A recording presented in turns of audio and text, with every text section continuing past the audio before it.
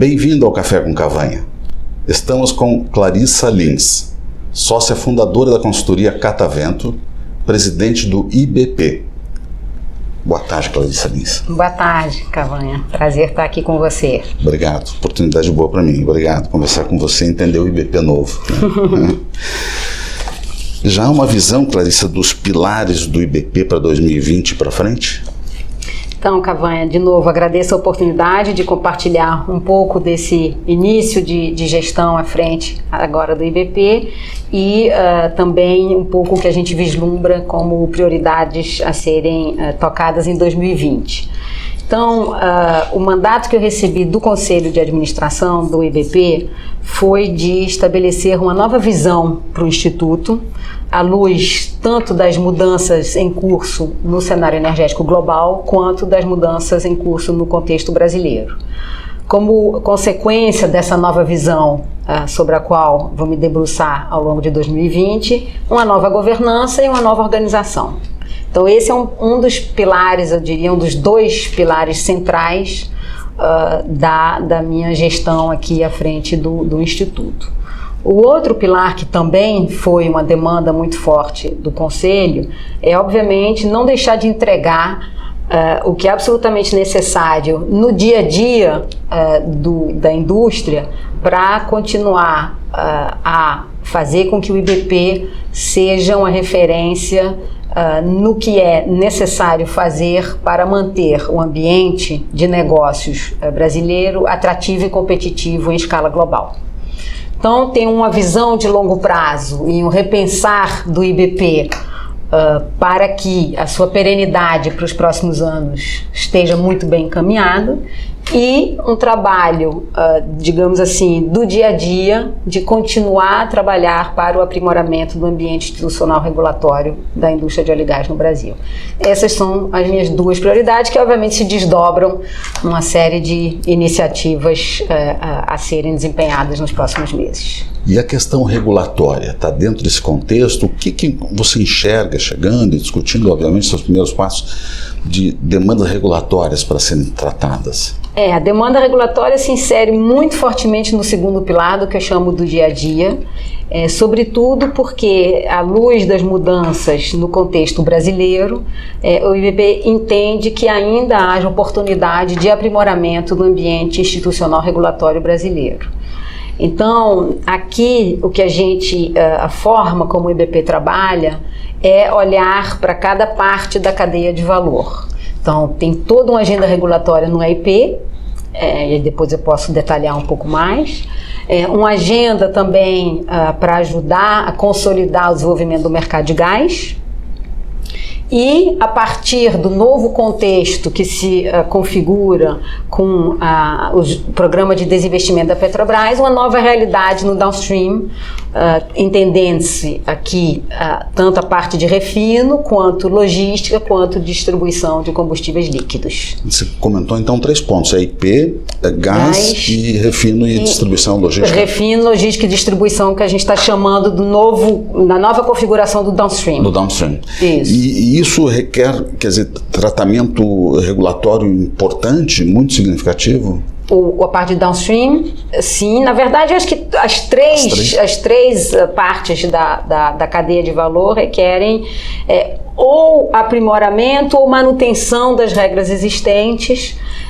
De novo, sempre tendo em vista que a nossa visão é contribuir para um ambiente saudável, transparente, competitivo, ético do ambiente de negócios brasileiro. Então, na área de downstream, certamente, esse é um país que ainda não sabe o que significa conviver com vários atores, refinando óleo e ofertando derivados no seu território. A gente já trabalha, obviamente, com importação, o que é muito bom, porque você começa digamos assim, a praticar trabalhar com vários players, mas a partir do sucesso do programa de desinvestimento da Petrobras, o que a indústria, por meio do IBP, vislumbra é um setor muito mais diverso, competitivo e, portanto, onde as regras de competição têm que estar muito bem estabelecidas, com capacidade de supervisão, de regulação, fazendo desse setor também um setor pujante para a economia brasileira. Ele já é, mas tem possibilidade de ser muito mais. No EIP tem algo específico de importante para ser tratado? No EIP tem, a gente recentemente teve a oportunidade de colocar isso para o Poder Executivo, né, com reuniões com o ministro Bento e o ministro Paulo Guedes, onde na verdade, a intenção da indústria voltar a trabalhar e a defender o regime único de concessão. Então a gente entende que o Brasil explorou muito bem a oportunidade que lhe foi dada nos últimos anos com o aprimoramento da regulação, mas que os últimos leilões do ano, mais especificamente o 6º de partilha e o do excedente da cessão onerosa, demonstraram claramente que é a oportunidade da gente repensar o regime em curso. Então, o fato da gente ter múltiplos regimes, no nosso entender, não contribui para a redução das incertezas e, portanto, para o aprimoramento do ambiente competitivo. Então, a gente quer, de uma forma técnica, robusta, calcada em argumentos que ajudem os tomadores de decisão a trabalharem nessa direção, recolocar a discussão sobre o regime único de concessão, sem, no entanto, abrir mão da continuidade do calendário de leilões. Então a gente entende que a gente tem que ir em paralelo com o conceito, que é a volta ao regime único de concessão, mas também respeitar o que na prática está posto e quando a gente olha, por exemplo, para a relicitação das 2 áreas que não foram adquiridas no excedente de cessão onerosa, CEP e Atapu, a gente entende que caso o governo deseje seguir adiante, mantendo o regime de partilha para essas 2 áreas, é algo que deve ser feito para não prejudicar essa rodada no ano que vem, desde que dirimidos uma série de outras incertezas que a gente já colocou para o governo e que talvez façam com que um novo certame possa vir a ser competitivo. Então esse é o nosso foco, assim, eu diria que imediato, sem esquecer que há vários outros aspectos que podem também compor essa agenda de trabalho do IBP na área de EIP.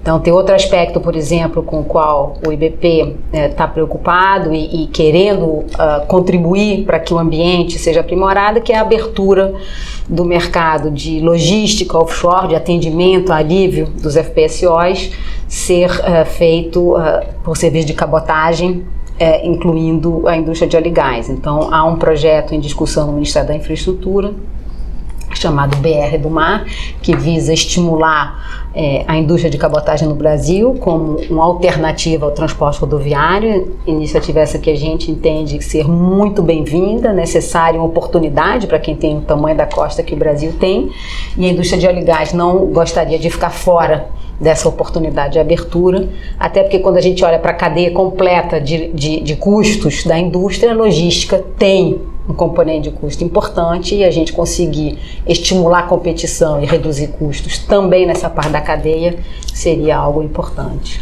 Na área do gás, quer dizer, tem também os desafios estaduais, as interfaces com todos os stakeholders de hoje. Quer dizer, isso também o IBP pretende organizar essas ideias e tentar fazer mudanças junto até ministérios e tudo. O IBP teve uma atuação, eu diria que muito firme e decisiva nos últimos 2 anos de discussão de abertura do mercado de gás. A gente conseguiu ser a voz dos produtores, que é uma voz importante, do lado da oferta de gás natural, e conseguiu estabelecer uma série de argumentos que eu acho que foi muito importante para que o governo sinalizasse a direção a ser dada nesse novo mercado de gás.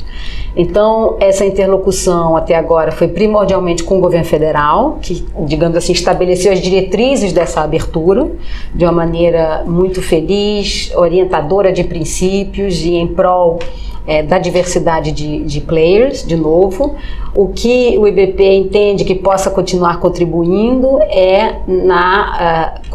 no passo seguinte a essas diretrizes, como implementar de fato a abertura de mercado de gás. E aqui tem alguns aspectos, além do que você mencionou, Cavanha. O aspecto talvez mais fundamental no nosso entendimento é capacitar a ANP para fazer a regulação adequada de acordo com as novas diretrizes do novo mercado de gás. E aí, quando eu digo capacitar a ANP, é colocar pessoas tecnicamente capacitadas para trabalhar nessa área. Os recursos hoje, dos quais a ANP dispõe, são muito poucos nessa área e certamente não condizentes com o tamanho e a ambição da abertura desse setor. Então, é nossa intenção ser vocal a respeito desse desafio e ajudar a ANP a mobilizar recursos para integrarem essa área e desenvolver a inteligência de regulação necessária. Por outro lado, a gente também monitora os trâmites no âmbito do Poder Legislativo. Então, há um projeto de lei em andamento que já foi aprovado na Comissão de Minas e Energia, que ainda tem um ritual, né, um rito a seguir no Poder Legislativo, e que é importante para implementar o novo mercado de gás. Então, a gente também tem um trabalho de acompanhamento dessa frente parlamentar e, sem sombra de dúvida, acompanhar as discussões que ocorrem no âmbito estadual, respeitando, obviamente, as esferas decisórias e entendendo que os governos estaduais têm que se equipar para poder também, nos seus estados, criarem ambiente atraente para que o desenvolvimento ocorra contento. Os investidores e as majors, as IOCs, todas esperando essa estabilização definitiva, né? E isso que o IBP pretende, porque elas estão presentes no IBP, as grandes corporações estão presentes dentro do conjunto do IBP. Sim. Essa conversa é fluida, é fácil, é boa? Como é que isso funciona? Sim, o IBP tem estruturas específicas onde se discute mais os aspectos técnicos, então tem uma estrutura específica que atende a toda essa agenda do EIP, com o secretário executivo à frente, que é o Antônio Guimarães. E foi criado justamente há 2 anos atrás, quando se começou a discutir o desenvolvimento do mercado do gás, também uma estrutura específica para essas questões do gás, que é chefiada pelo Luiz Costa Milã. E a do downstream vai ser montada agora, né? Essa estrutura também específica para o downstream está sendo montada. E eu vou voltar a isso daqui a pouco. Só para fechar essa questão da participação das IOCs, mas também de todas as empresas brasileiras que aqui atuam, eles passam, quando associados ao IBP, a integrar alguns níveis de governança, então terem executivos representados, né, nos diferentes níveis de governança, e também abre-se a possibilidade de participação por meio das comissões do IBP. E aqui é onde vai sendo forjado, digamos assim, o senso comum, que vai escalando na organização para poder, quando o IBP falar em nome do senso comum, né? Então, por isso é que o IBP representa, digamos assim, o denominador mínimo comum da agenda de diversas empresas, de diversos perfis, diversos graus de maturidade, mas a gente entende que essa seja uma forma efetiva, consultando e chegando a consentimentos, forma efetiva de avançar. Agora, no passado, Clarissa, a Petrobras, no passado monopólio, depois uma dominância muito forte, ela praticamente cuidava do abastecimento, vamos chamar assim, do país, de todos os quesitos de abastecimento. Hoje, com essa entrada de novos players e tudo isso, vai ter que se retomar vamos chamar assim, essa coordenação, né? Sim. Como é que o IBP enxerga isso? Sim, então, eu acho que é muito oportuna essa sua pergunta, porque esse é um dado completamente novo, né? É um dado novo nessa equação de equilíbrio entre oferta e demanda, em quem provê o quê, para o contexto brasileiro. E por ser novo, ele tem elementos de incerteza, de riscos e de oportunidades, né? Então, é exatamente esse tipo de questão que será discutido no âmbito do recém-formado. Ontem o Conselho do IBP aprovou a criação do Steering Committee do Downstream. Então, esse Steering Committee vai ter exatamente a função de agregar atores que hoje já são responsáveis, seja pela distribuição de combustíveis líquidos, seja pela logística, e hoje ainda apenas a Petrobras no refino, mas botá-los juntos e a gente estabelecer planos de ação e um conteúdo que possa contribuir para que o governo e a sociedade brasileira, obviamente, se beneficiem dessa abertura. Então, o abastecimento, né, a garantia de abastecimento está no topo da agenda. De que forma essas empresas juntas podem levar conhecimento, princípios, condições para fomentar, de novo, competição, mantendo transparência e ética, que são valores inabaláveis aqui do IBP, como uma pauta propositiva para o governo. E aí, quando eu falo governo, a gente está falando de executivo, regulador, legislador, enfim, e aí, obviamente, a depender da pauta, a gente vai falar com o stakeholder que for pertinente. Mas a nossa proposta é exatamente levar inteligência, levar propostas com base numa análise sempre técnica rigorosa, que foi o que tradicionalmente, historicamente, o IBP fez na abertura do setor de IP, por exemplo, agora contemplando também o setor de downstream. Clarissa, obviamente que não deu tempo ainda para você articular tudo isso, está recém-chegada, mas um dos temas que me chama a atenção e que, quem sabe, você vai tratar é a questão da capacitação, talentos, quer dizer, também fazer com que as empresas que estão chegando tenham recursos locais para poderem trabalhar. Isso na verdade, o IBP tem tradicionalmente uma área dedicada, né, a treinamento e capacitação, que foi renomeada há alguns anos atrás como Universidade IBP, UniBP, e esse justamente é um dos temas que ainda não não tive tempo de me debruçar a respeito. O que a gente está discutindo no âmbito do Conselho é justamente de que forma equipar da melhor forma possível esse esforço para poder atender a indústria, mas eu ainda não tenho enfim, não tenho conteúdo para poder compartilhar com você. Isso mas é um tema extremamente relevante. Sim, sem sombra de dúvida. Agora, Clarissa, primeira mulher presidente de uma instituição tão importante no Brasil, no cenário da energia do Brasil, né, com empresas de tamanhos às vezes maiores que PIBs de países, né? O que isso significa para a indústria, para a sociedade e para você também? Então, acho que isso significa que há oportunidades para todas as pessoas, né? Acho que essa é a primeira constatação. A minha candidatura acabou se configurando como uma candidatura viável aqui no IBP à luz dos atores tradicionais, eu diria, e era vista como uma candidatura não tradicional, né? Por eu não estar vinculada a nenhuma petroleira, por eu ser mulher, por eu ter um histórico de atuação vinculada aí à transição energética. E aí o que eu costumo dizer é que o IBP, aos 62 anos de idade, mostrou que está maduro o suficiente para aceitar, né, ser liderado por um perfil não tradicional. Então, eu primeiro, né, agradeço muito a confiança depositada e entendo que isso seja uma oportunidade para que outras mulheres competentes, dedicadas, outros talentos que não tenham feito uma carreira tradicional apenas na indústria de óleo e gás, não se enxerguem numa cadeira como essa que eu ocupo atualmente. Há oportunidade, sim, né? Eu sempre trabalhei ligada à indústria de energia, mais especificamente de óleo e gás. Algumas vezes, né, ocupei de fato posições executivas em empresas, mas fiquei muito mais em volta do que apenas dentro da indústria. Então, o que eu falo para jovens talentosos olhem para cá e entendo que há oportunidade para perfis diferentes, né?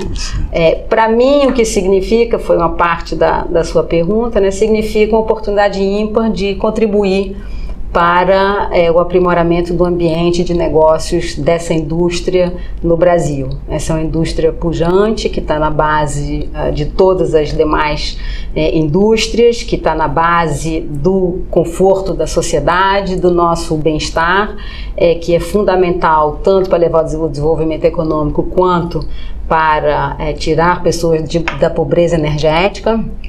E eu acho que o olhar que eu trago também adiciona toda a nossa responsabilidade com relação aos impactos ambientais que essa indústria tem. Essa indústria que aceita suas responsabilidades, quer contribuir para novas soluções, inclusive na área de transição energética, que tem competências únicas, capacidade de investimento, de execução, que são competências que certamente são utilizadas e necessárias quando a gente pensa para o futuro da energia. Então, enfim, para mim é uma oportunidade ímpar de trazer também essas questões aqui para as discussões do dia a dia. Gostaria de agradecer a Clarissa Lins pela conversa e deixá-la à vontade para os seus comentários finais, pontuar seus pontos essenciais. Não, Cavanha, eu acho que você estava lembrando, a gente se conheceu há 20 anos atrás, quando eu ingressei na Petrobras, na gestão do Felipe Raistu, e, enfim, parabenizá-lo. Acho que esses seus Café com Cavanha são uma excelente oportunidade da gente ouvir vozes, manter-se atualizado sobre preocupações e oportunidades que surgem na indústria e encorajá-lo a continuar, né, a fazer perguntas e colocá-las no ar. Tá ótimo, muito obrigado. Obrigado, Cavanha. Muito obrigado, boa tarde a todos.